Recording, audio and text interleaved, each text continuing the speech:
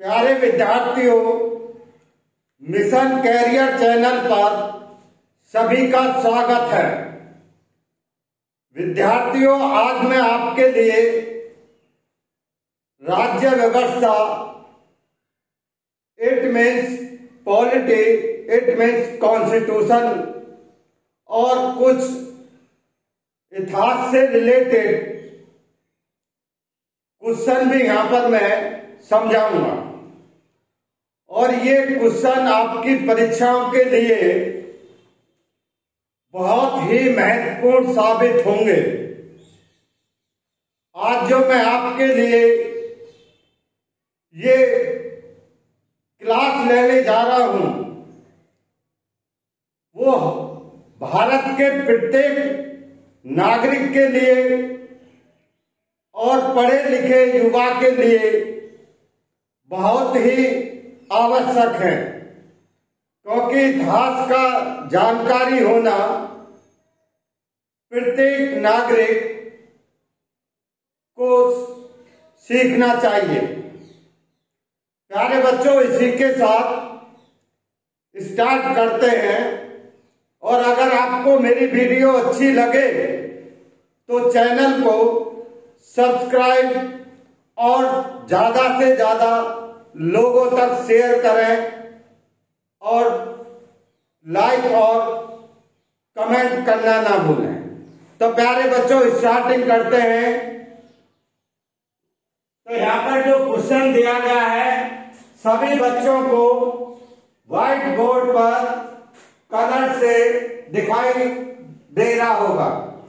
सभी बच्चे एक एक पॉइंट को समझने का प्रयास करेंगे, क्योंकि ये क्वेश्चन आपके लिए बहुत ही महत्वपूर्ण है और जानकारी के लिए भी। यहाँ पर जो पहला जो दिया गया है मोनार्की, इट मीन्स राजतंत्र। दूसरे पे हम डिस्कस करेंगे, ठीक है, ऑटोक्रेसी यानी कि अधिनायक, यानी कि अधिनायक तंत्र, या हम इसको डिक्टेटिव शासन कहते हैं, यानी कि तानाशाही शासन, डिक्टेटरशिप। दूसरा है यहाँ पर अगला पॉइंट गणतंत्र, यानी कि इट मीन्स रिपब्लिक के बारे में। और आगे जो डिस्कस करेंगे लोकतंत्र, इसमें डेमोक्रेसी के बारे में। अब यहाँ पर देखेंगे, यहाँ पर जो राजतंत्र, राजतंत्र का मतलब होता है प्यारे बच्चों राजा का शासन, और राजा ही सुप्रीम होता है। सारी जो शक्तियां हैं राजा के पास होती हैं। यहाँ पर कौन कौन सी शक्तियां, यानी कि एग्जीक्यूटिव पावर, लेजिस्लेटिव और जुडिशरी, इट मीन्स कार्यपालिका, विधायिका और न्यायपालिका, सारी शक्तियां राजा के पास में अगर केंद्रित होती हैं तो उसे हम राजतंत्र कहते हैं। तो यहाँ पर राजतंत्र में यानी कि ये जो पावर है सारी सेंट्रलाइजेशन हो जाती है किसके पास? राजा के पास। इट मीन्स यहाँ पर राजा कुछ भी निर्णय ले सकता है, यानी कि कोई भी कानून बनाने की पावर राजा के पास है और उसको लागू करना और न्याय देना भी राजा का काम है। तो यहाँ पर सेपरेशन ऑफ पावर, यानी कि शक्तियों का कोई विभाजन नहीं है, और इट मीन्स शक्तियां एक जगह केंद्रित है किसके पास? राजा के पास। उसे हम राजतंत्र कहते हैं। आगे मैं हूं, मैं ही राज्य हूं का मतलब है राज्य का सर्वे सर्वा होता है।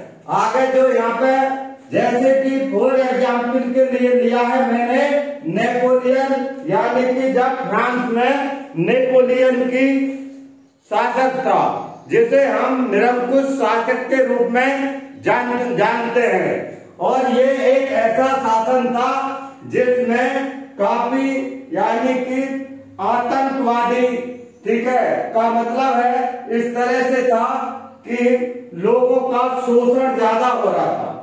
यानी कि इस समय नेपोलियन के समय में यानी कि लिबर्टी, इक्वालिटी और फर्टिलिटी यानी कि स्वतंत्रता, समता और बंधुता जैसी कोई चीज नहीं थी।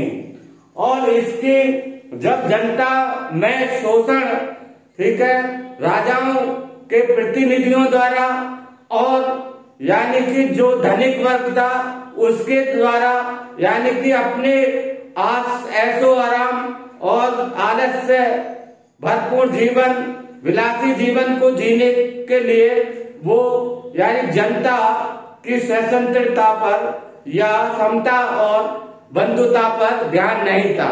तो यहाँ पर लेके चलते हैं, ये जो कॉन्सेप्ट जो लिए गए हैं हमारे भारतीय संविधान में, अम्बेडकर ने जो ये कॉन्सेप्ट लिया है, समझ लेंगे वो फ्रांस के ही संविधान से लिया गया है।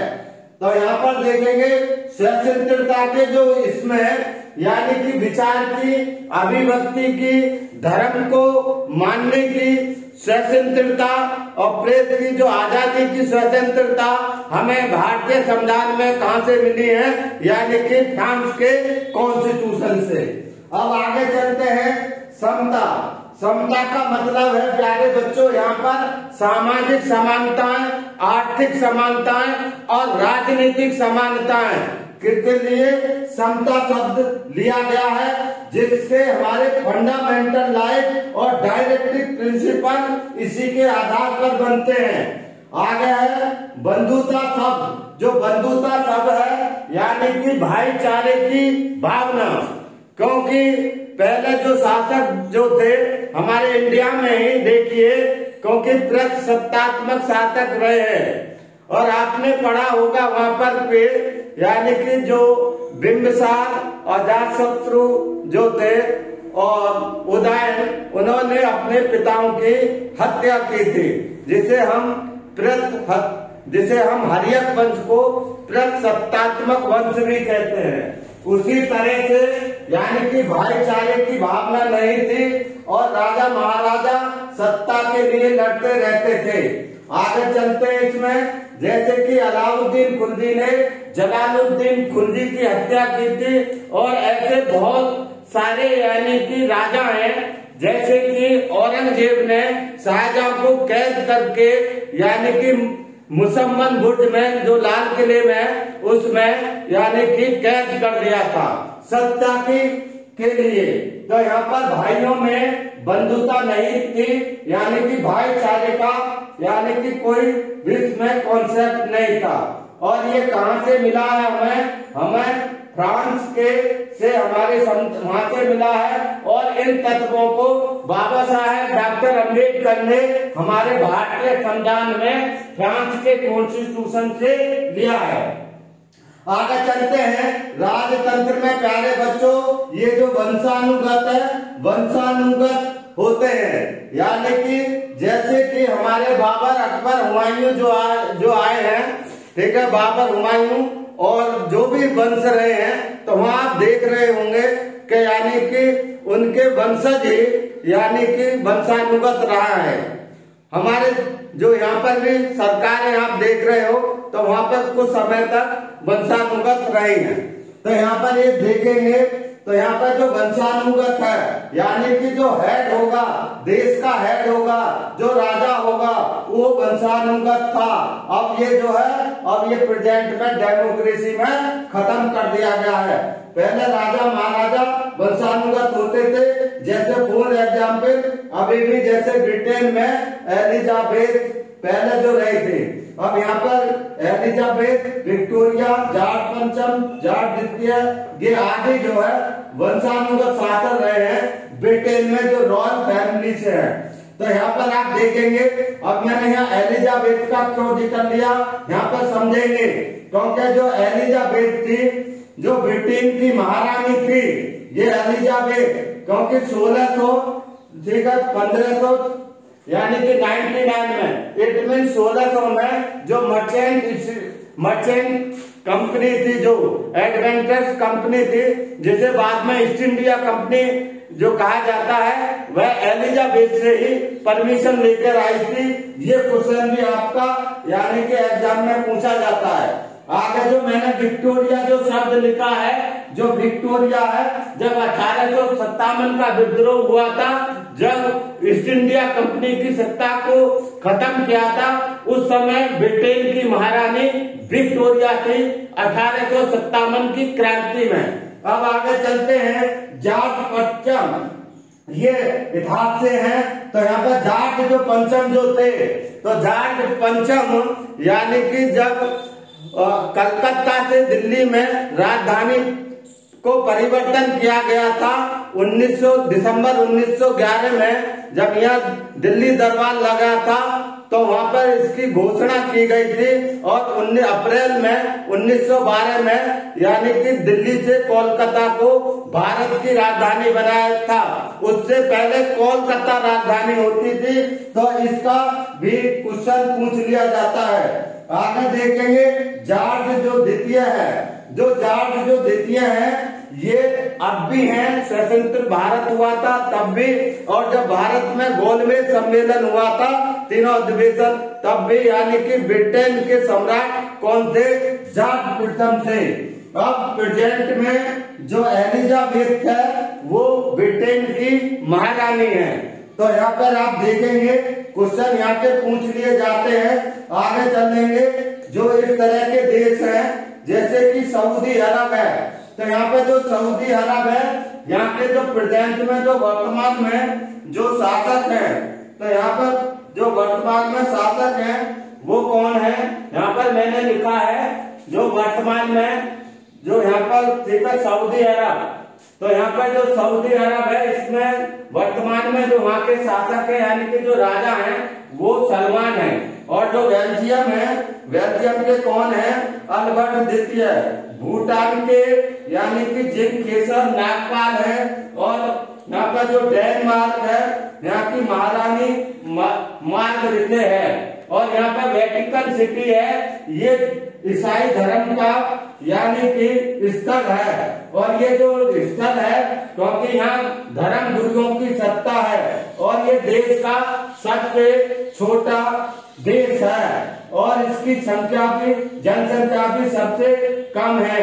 इसमें वेटिकन सिटी में एकमात्र पुरुष रहते हैं। अब देखेंगे और ऐसे कुछ अफ्रीकी देश में भी राजतंत्र चलता है। ठीक है। यहाँ पर जो कॉन्स्टिट्यूशन में यहाँ पर जो है, इनमें जो मौलिक अधिकार है, इसमें तो आप प्यारे बच्चों, इसमें जनता के लिए कोई यानी कि मौलिक अधिकार नहीं दिए जाते राजतंत्र में। और यानी कि सिर्फ क्या होती है? फंडामेंटल ड्यूटीज होती है, ये खत्म होते हैं। और इसमें उसे हम क्या कहते हैं? राजतंत्र होता है। व्यक्ति विशेष की पूजा होती है, लेकिन जो न्याय है वो बहुत शीघ्र होते हैं, यानी कि विपक्ष होता नहीं है उसमें। और जैसा भी यानी कि राजा करना चाहे वैसा कर सकता है। अब आगे चलते हैं प्यारे बच्चों। अधिनायक यानी कि ऑटोक्रेसी। ऑटोक्रेसी है जिसको राजा जो भी होता है वहाँ का तानाशाही शासक होता है। यानी कि इसका मतलब जो रूलर है यानी कि जो शासक है वो कैसा है? तानाशाही है, यानी कि निरंकुश शासक होता है। निरंकुश का मतलब है वो सुप्रीम पावर उसके पास होती है, ना तो वो कोई बाहरी दबाव को मानता है ना ही आंतरिक दबाव को मानता है। इट मीन्स तो उसे हम क्या कहते हैं? यानी कि तानाशाही शासन कहते हैं, या तानाशाही शासक यानी कि निरंकुश शासक। अब यहाँ पर जो है इस तरह के जो देश हैं वो कौन से हैं? जैसे कि प्रेजेंट में नॉर्थ कोरिया है, आपने देखा होगा, बार बार धमकी देता रहता अमेरिका, लेकिन उस पर ठीक है कोई जू नहीं रहता। वैसे सऊदी अरब है, वहाँ के सलमान है। जैसे कि पाकिस्तान है के जो परवेज मुशर्रफ थे, उन्होंने नवाज जो परवेज मुशर्रफ यानी राष्ट्रपति थे, उन्होंने नवाज शरीफ जो वहाँ के प्रधानमंत्री थे उनकी सत्ता को पलट दिया और यानी कि तानाशाही के जरिए और शासक बन बैठे। और आगे चलते हैं। जैसे दुबई का शासक है यानी कि मोहम्मद बिन राशिद, इस तरह के हैं। युगांडा के जो इदी जो अमीन है, ये अमीन जो है इनको हम जो कहा जाता है दूसरा जो यहाँ पे अर्जेंटीना, जो जनरल पैरो थे, ये वस्त्रों के रक्षक थे, जो वस्त्र दिलाने के यानी कि किसी के मतलब हितैषी के रूप में ये लोग काम करते हैं और ऐसा होने का दावा करते हैं। जैसे कि ये जर्मन के हिटलर है, वो जर्मन लोगों के यानी कि हितैषी से, जैसे यहाँ पे रूस में जो लेनिन है, तो लेनिन है का मतलब है भूखे लोगों का हितैषी के रूप में यानी उभर के आए। तो यहाँ पे जो स्टालिन है वो सर्वहारा वर्ग का यानी कि हित को लेकर के इन्होंने यानी कि सत्ता को हथियाए थे। तो इस तरह के जो शासक हैं, इस तरह के जो हितैषी बनते हैं और जो रक्षक है होने का दावा करते हैं, ऐसे शासकों को यानी कि हम और बाकी जो पब्लिक को यानी कि इग्नोर कर देते हैं, उन्हें हम तानाशाही शासक के रूप में माना गया। तो यहाँ पर देखेंगे जैसे सीरिया का यानी कि जनरल गद्दाफी, इराक का सद्दाम हुसैन, उसने अमेरिका की बात को नहीं माना और अमेरिका ने सद्दाम हुसैन का यानी कि सर्वनाश कर दिया। तो यहाँ पर आप देखेंगे आगे जो चलते हैं, इस तरह के ये तानाशाही शासक हैं और इससे आपको बहुत सारी जानकारी मिलेंगी जो आपके क्वेश्चन एग्जाम में भी पूछे जाते हैं। आगे चलते हैं ओलिगोक्रेसी, ठीक है, ओलिगोक्रेसी जो है ये ओलिगोक्रेसी जिसे कहते हैं अल्पतंत्र, इसमें ये इस प्रकार के कोई यानी कि कहीं सत्ता नहीं है। अब ये इसका रोल बहुत कम है। तो इसी में जैसे पहले कुलीन तंत्र था, जैसे हम सबसे शासन कहते हैं, कुछ धनिक लोग या कुछ लोगों का शासन था जो एक सामाजिक संतन का स्वरूप था और जैसे एक अभिजात वर्ग यानी कि सत्ता पर कब्जा था। ठीक है, अब इनका रोल है नहीं, अब इसमें इनमें कुछ अभी रोल है, आप देखेंगे आगे गणतंत्र पे डिस्कस करेंगे। यहाँ पर जो गणतंत्र जो दिया गया है, तो बच्चे जो हम जो रिपब्लिक डे मनाते हैं, ये संवैधानिक ठीक है शासन बोला जाता है। यानी कि इसका मतलब है यहाँ पर संविधान क्या है, सर्वोच्च है, संविधान से बढ़कर कोई नहीं है, न राष्ट्रपति न पीएम, यानी कि सभी जनता देश की जितना भी नौकरशाह है वो संविधान से ऊपर नहीं है। यानी कि सबसे बड़ा हमारे देश में संविधान है। ठीक है, यहाँ पर उसको कहते हैं रिपब्लिक यानी गणतंत्र। जैसे कि यहाँ पे ये जो शब्द लिया गया है लातिन यानी कि रेस पब्लिका से लिया गया है, जो एक सार्वजनिक मामला है। सार्वजनिक मामला का मतलब है ऐसा संविधान होना चाहिए जो सभी लोगों का के लिए कल्याणकारी हो, इस तरह का इसका मतलब है ये पब्लिक का है। यानी कि 17वीं शताब्दी में यूरोप में सत्ता पर इसके लिए शोध हुई थी और इस शोध से एक निष्कर्ष निकला था जिसको हम गणतंत्र का ठीक है स्वरूप कहते हैं। अब आगे चलते हैं जनता की इसको प्रणाली, जनता का शासन। राष्ट्र का जो अध्यक्ष होता है वो सर्वोच्च पद पर होता है।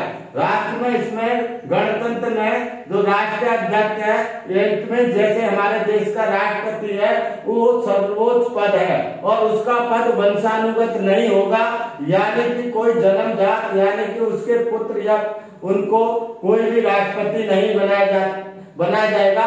जैसे पहले राजा महाराजाओं के वंशानुगत होते थे तो उस तरह से नहीं बनाया जाएगा। तो यहाँ पर इस शब्द का प्रयोग यानी कि गणतंत्र जो शब्द है उसका प्रयोग 206 देशों में से इतने देश इसका प्रयोग करते हैं, लेकिन इम्प्लीमेंट बहुत कम हो रहा है। आगे देखेंगे गणराज्य परंपरा की कुंजी है, क्योंकि ये परंपरागत पहले से भी रहे हैं और ये चलते रहे। जैसे हमारे देश में बुद्ध के समय में 10 गणराज्य थे और ये बज्जी संघ जो था ये सबसे बड़ा गणराज्य था और इसके अंतर्गत 8 यानी कि गणराज्य आते थे और दूसरा मल्ल था। इस टाइप का भी क्वेश्चन यानी कि कई टाइम आपकी परीक्षा में पूछा गया है। आगे चलेंगे जैसे कि इसका आगे कहाँ ठीक है, आप यहाँ पर आ जाते हैं मॉडल में। तो 1929 का जो है लाहौर अधिवेशन में ठीक है जवाहरलाल नेहरू जो उनके सहयोगी जो समाजवादी परंपरा के थे, उन्होंने पूर्ण स्वराज्य की मांग की। तो यहाँ पर ये समाजवादी कौन थे, ये भी क्वेश्चन पूछा जाता है। और पूर्ण स्वराज्य की कई बार, और ये पहला तिरंगा वहां पर फहराया गया था। अब आगे चलते हैं, जो यहाँ पे इंडियन इंडिपेंडेंस डे जो मनाया जाता है, यानी कि पास हुआ था 1947 में, यानी कि यूके की पार्लियामेंट, यानी कि ब्रिटेन की पार्लियामेंट जो है, वहाँ के जो दो हॉल हैं, यानी कि लोअर और अपर हाउस, कॉमन्स और लॉर्ड से, ये दोनों से बिल पास हुआ था। और ये बिल पास हुआ था, और इसमें जो कॉन्स्टिट्यूशन, जो असेंबली को स्वतंत्र यानी कि निर्णय लेने का अधिकार दिया गया था। यानी कि क्या लेने का अधिकार दिया गया था, एंड ऑफ द, यानी कि जो है end of the British government, क्योंकि जो ब्रिटिश गवर्नमेंट का, यानी कि ये लागू होने से ये ब्रिटिश गवर्नमेंट सत्ता छोड़ देगी, और ये वाइसराय का भी पद खत्म हो जाएगा। आगे चलेंगे, जो 4 जुलाई को जो है यूके में, ठीक है, पहले लेके चलते हैं कि जो 4 जुलाई यूके में ब्रिटेन से, यानी कि यूनाइटेड किंगडम से, जो कई देशों का समूह था, उससे यानी कि 13 देश अलग हो गए थे। और जो ब्रिटेन में जो कॉमनवेल्थ है, यानी कि उसके बहुत सारे सदस्य हैं अब भी जो है, तो वहां पर भी आपको बताएंगे। ठीक है, तो यहाँ पर अगर वीडियो कहीं मिस हो जाए तो प्यारे बच्चों अगली वीडियो में वहां पे मिल जाएगा, तो वहां पर देख लेंगे। तो यहाँ पर आप देखेंगे, यहाँ पर एंड ऑफ द 4 जुलाई, और तो 4 जुलाई को ही अमेरिका में जो एक और इसके बीच में एक पेरिस संधि हुई थी देशों के बीच में, तो इसमें ही 4 जुलाई को जो इनके अलग हो गए थे, आजादी मिल गई थी, तो अमेरिका 4 जुलाई को अपना स्वतंत्रता दिवस मनाता है। अब आगे चलते हैं, 14 जो है यहाँ पर लॉर्ड जो ये थे, लॉर्ड लेफ्टिनेंट जो ये आपका जो माउंटबेटन थे, तो यहाँ पर जो माउंटबेटन थे 47 में जब हमारा देश आजाद नहीं हुआ था, उससे पहले यानी 14 में ये संविधान यानी कि ये एक्ट लागू हुआ था। तो यहाँ पर देखेंगे तो उस समय यानी कि जो वहाँ के हमारे भारत के गवर्नर जनरल और वायसराय कौन थे, यानी कि माउंटबेटन थे। अब इसके बाद 15 अगस्त को जब 47 में ये एक्ट लागू हो गया और हमारा देश आजाद हो गया, और यानी कि 2 भाग में पार्टीशन हो गया, यानी कि इंडिया और पाकिस्तान, यानी कि हमारा भारत 2 भागों में बट गया। अब यहाँ पे चलते हैं, तो यहाँ पे वाइसराय के पद को कैंसिल कर दिया, और यानी कि गवर्नर जनरल की पोस्ट बनी रही। और आगे जो है, तो यहाँ पर जो 15/6 और 1948 में CR यानी कि श्री राजगोपालाचार्य को यानी कि गवर्नर जनरल बनाया था, जो कि भारत के प्रथम और अंतिम गवर्नर जनरल थे। यहाँ पर ये ब्रिटिश लास्ट और अंतिम गवर्नर रहे, और ये भारतीय हैं। आगे चलेंगे, जो हमारा जो संविधान को जो अंगीकृत किया गया था, वो 26 नवंबर 1949 को अंगीकृत किया गया था, और 2015 में भाई नरेंद्र मोदी यानी कि जो हमारे माननीय प्रधानमंत्री हैं, उनके द्वारा यानी कि संविधान दिवस के रूप में 26 नवंबर को मनाया जाता है। तो यहाँ पर देखेंगे, यहाँ पे जो 26 जनवरी 1950 को अंतरिम राष्ट्रपति का गठन हुआ था। अंतरिम राष्ट्रपति का गठन हुआ था, प्यारे बच्चों यहाँ पर समझेंगे, क्योंकि ये जो लोग थे सभी किसके अधीन काम करते थे, यानी कि किंग जॉर्ज, यानी कि वहाँ के किंग जॉर्ज जो राष्ट्रपति, जो वहाँ के जो रॉयल फैमिली के जो सम्राट थे ब्रिटेन के, उनके अधीनस्थ काम करते रहे हैं, इतने यहाँ तक। अब हमारा देश का 26 जनवरी 50 को यानी कि संविधान लागू हो गया पूर्णता, तो यहाँ पे इनको अंतरिम राष्ट्रपति बनाया गया था। और यानी कि जो 52 में 52 में जब ये आम चुनाव हुए थे, तब इनको ही यानी कि निर्वाचित राष्ट्रपति बनाया गया। तो ये पहले 52 से पहले जब तक आम चुनाव नहीं हुए थे, तो तब तक ये अंतरिम राष्ट्रपति रहे थे, बाद में यानी कि ये राष्ट्रपति बनाए गए थे।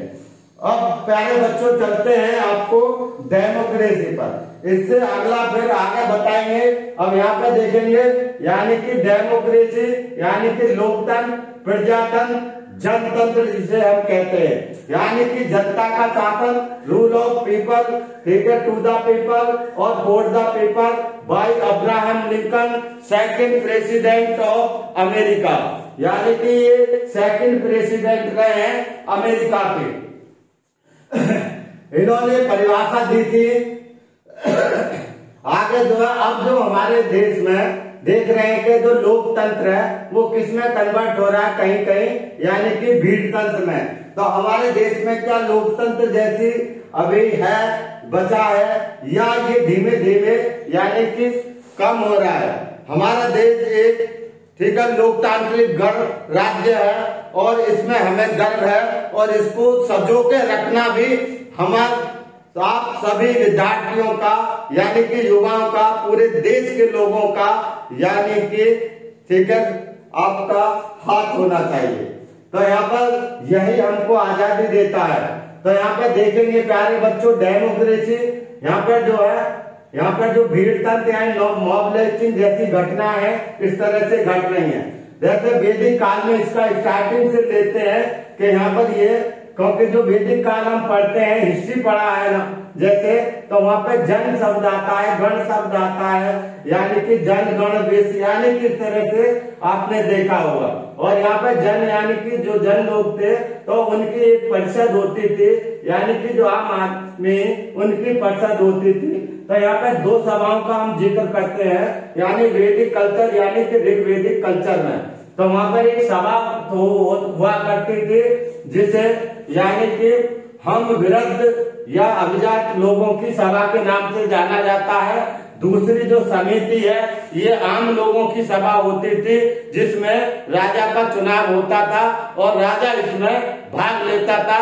इस टाइप का क्वेश्चन भी आपका कई टर्म एग्जाम में पूछा गया। अब आगे चलते हैं प्यारे बच्चों, यहाँ पे जो बौद्ध काल में जो है इस तरह की केंद्रीय परिषद थी और हम बौद्ध काल में जो लिच्छवी वंश है जहाँ से यानी कि गौतम बुद्धा भी आते हैं। तो यहाँ पर आप देखिए जो क्षत्रिय थे, तो यहाँ पर जो इनकी परिषद में, केंद्रीय परिषद में इतने सदस्य थे यानी कि, और योद्ध वंश में इतने सदस्य थे और यहाँ पर भी नियमित अधिवेशन होते रहते थे। तो ये हमारे देश की हिस्ट्री में भी है और आप देखेंगे क्यों इसकी आवश्यकता पड़ी, यानी कि क्यों रिक्वायरमेंट हुई। तो प्यारे बच्चों जो ह्यूमन डेवलपमेंट यानी कि मानव का विकास कैसे होगा, यानी कि ह्यूमन का सभी का विकास, यानी कि चाहे वो कोई भी धर्म का हो, जाति का हो या किसी समुदाय से हो, यानी कि सभी के यानी कि सभी का विकास, और वो चाहे किसी क्षेत्र विशेष का हो, महिला हो, औरत हो या कोई भी हो, सभी के विकास की बात कैसे हो, यानी कि एक कल्याणकारी राज्य का निर्माण कैसे हो, इस बात को लेकर के आपके शोध हुए और इन्होंने अब्राहम लिंकन ने इसको यानी कि परिभाषित किया और इस तरह का यूरोप में भी यानी कि काफी शोध हुए। अब आगे चलते हैं यहाँ पर, यानी कि भारत सबसे बड़ा लोकतांत्रिक गणराज्य है हमारे। तो इस टाइप में भी क्वेश्चन पूछा जाता है। और ये जो डेमोक्रेसी है यानी कि जो लोकतांत्रिक व्यवस्था है वो श्रीलंका, ऑस्ट्रेलिया, ब्रिटेन और अमेरिका, नेपाल जैसे यानी कि इन देशों में है। आगे चलते हैं यहाँ पे 61वां कॉन्स्टिट्यूशन अमेंडमेंट जो बिल आया था, यानी कि जब हमारा संविधान बना था तो उसी के तहत यानी कि व्यक्तिगत मताधिकार का राइट दे दिया गया था और ये 61 में कॉन्स्टिट्यूशन अमेंडमेंट बिल हुआ था और 1988 में, और इसको 1989 में यानी कि 89 में इसको लागू कर दिया गया था, लागू हो गया था। और यानी कि इसकी एज तो थी मतदाता की और 21 से घटाकर 18 कर दी गई थी। तो यहाँ पर जो इसमें जो डेमोक्रेसी है उसमें क्या लोकतांत्रिक व्यवस्था में जो कि हमारे जो संविधान में लिखा गया है कि देश को कैसे चलाना है, यानी कि डेमोक्रेसी के तहत, यानी कि जनता के द्वारा, यानी कि जनता का बहुमत होना चाहिए। जो जनता यानी कि सिलेक्शन करेगी कि देश का प्रधानमंत्री कौन बनेगा। तो इस तरह से तो यहाँ पर अगर वो हमारे हित में काम करेगा तो उसको सत्ता दी जाएगी। अगर कोई प्रधानमंत्री या कोई काम नहीं करेगा या कोई मुख्यमंत्री काम नहीं करेगा तो जनता यानी कि उसको हटा देगी। इट मीन्स अब जो पावर है डेमोक्रेसी में जनता के पास है, इट मीन्स पब्लिक के पास है। तो यहाँ पर आप देखेंगे तो वहां पर राज्य भारत का सबसे है, तो इस तरह से यहाँ पर दिया है वैश्विक मताधिकार के आधार पर चुनाव होंगे, बहुमत के आधार पर सरकार का गठन होगा। इसका मतलब है जिसकी बहुमत होगी उस तरह से मेजोरिटी में जो भी पार्टी आएगी उसके आधार पर वहां पर उसको सत्ता दी जाएगी। और राष्ट्रपति उसके जो पीएम है या सीएम है किसी स्टेट का तो उसको यानी कि ठीक है निर्वाचित करेगा, इसका मतलब है नियुक्त करेगा। ठीक है, तो यहाँ पर आप देख रहे हैं प्यारे बच्चों लोकतंत्र के निर्माण में शक्तियों का विभाजन। अब जो एक राजा के पास ये सभी पावर थी, समझेंगे ये जो सारी पावर राजा के पास थी, जो तानाशाही शासक थे यानी एग्जीक्यूटिव लेजिस्लेटिव जुडिशरी, इन्हीं का क्या किया गया सेपरेशन किया गया। यानी कि it mean separation of power, it mean शक्तियों का विभाजन। और ये कॉन्सेप्ट को कहां से लिया गया था? अमेरिका के संविधान से। इसके बारे में हम अगली क्लास में जो आगे लेंगे वहां पर भी एक बताएंगे कि सेपरेशन ऑफ पावर क्या है और ये क्यों विभाजन इसको कहते हैं। और ये अमेरिका के संविधान से लिया गया। कई टाइम इस टाइप का क्वेश्चन आपकी परीक्षा में पूछा गया। आगे देखेंगे लोकतंत्र निर्माण में, ठीक है, शक्तियों का विभाजन बहुत महत्वपूर्ण भूमिका है।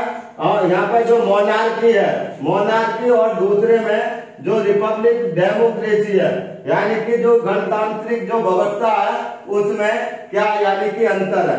तो देखिए कुछ चीजें यहाँ पर मिली हुई होती हैं, जैसे कि यहाँ पर जो समझा देते हैं यहाँ पर थोड़ा सा वेन डायग्राम के द्वारा।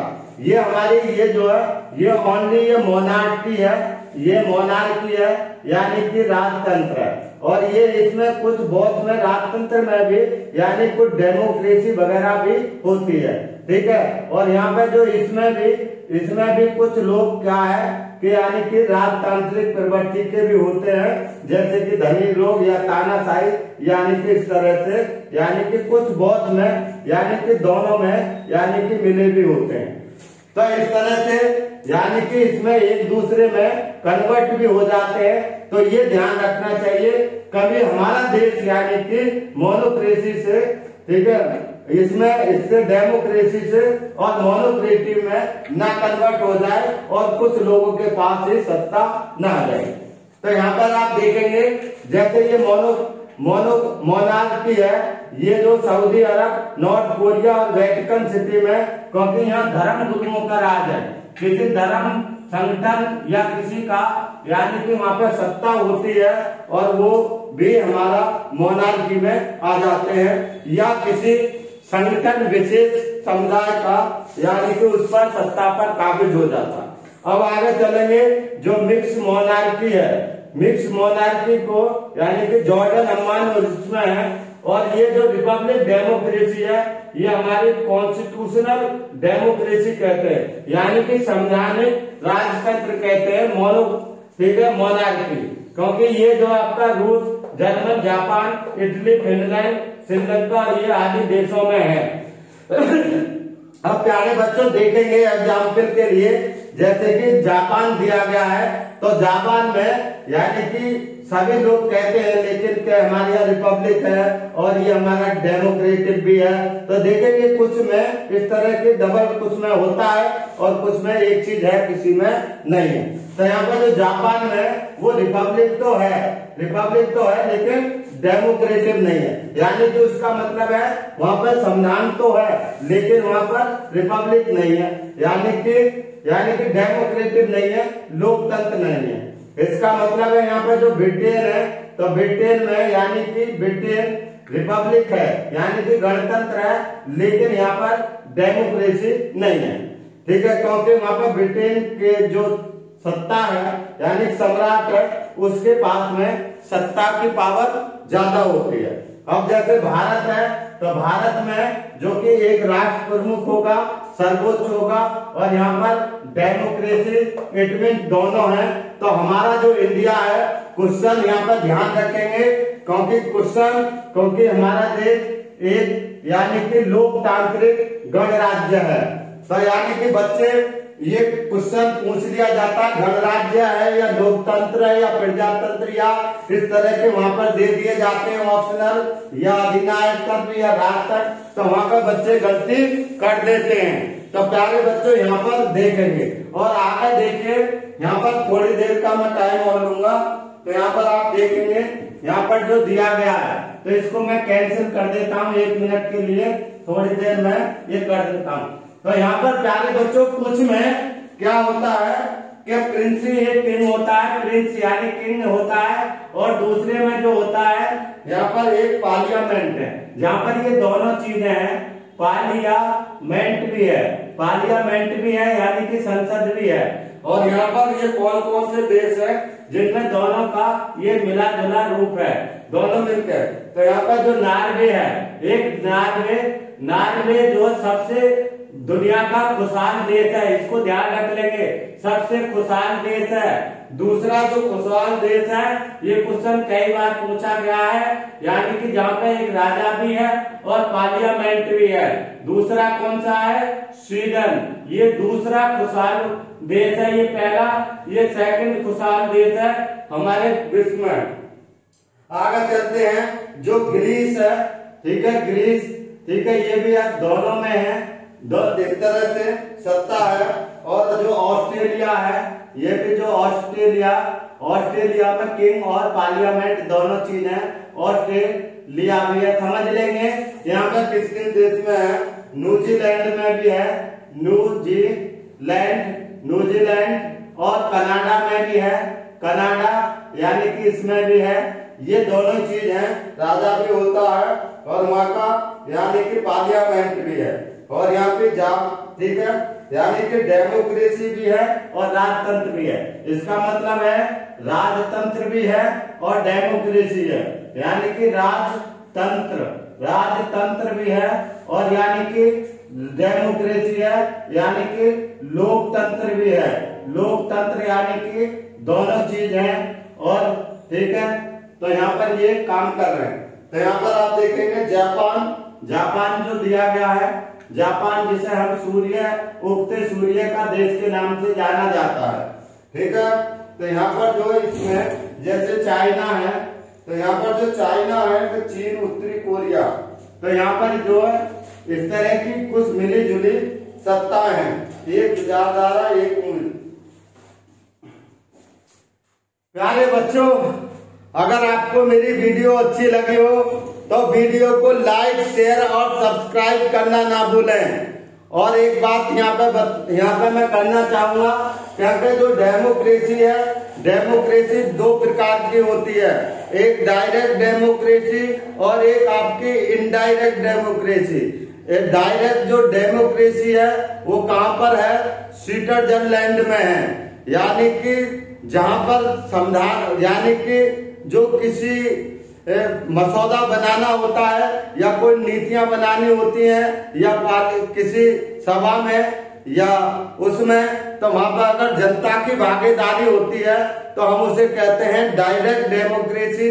और जहां जनता के द्वारा चुने हुए प्रतिनिधि यानी कि कानून बनाते हैं, और वो है हमारी इनडायरेक्ट डेमोक्रेसी। जैसे कि ग्राम पंचायत है, तो ग्राम पंचायत में जब गांव के विकास के लिए कोई मीटिंग बुलाई जाती है तो वहां में जो मतदाता है वो भी यानी कि पार्टिसिपेट करता है गांव के विकास की यानी कि नीतियां पॉलिसियां बनाने के लिए। तो इट मीन्स जिसमें वोटर भी पार्टिसिपेट करता है नीतियां पॉलिसियां बनाने में, उसे कहते हैं हम डायरेक्ट डेमोक्रेसी।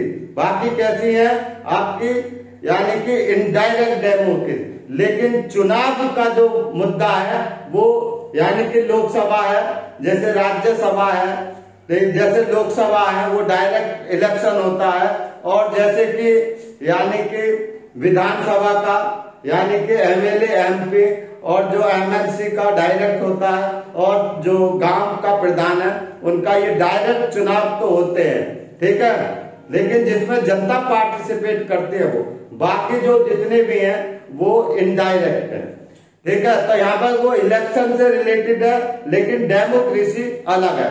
तो प्यारे बच्चों, ठीक है, चैनल को, ठीक है, ज्यादा से ज्यादा सब्सक्राइब करने की कोशिश करें और इसे शेयर करें, जिससे कि सभी बच्चों में, अपने साथियों में इसे फैला दें, क्योंकि मैं आगे जो वीडियो दूंगा एक से एक जानकारी और बहुत ही यानी कि कारगर रणनीति बताऊंगा।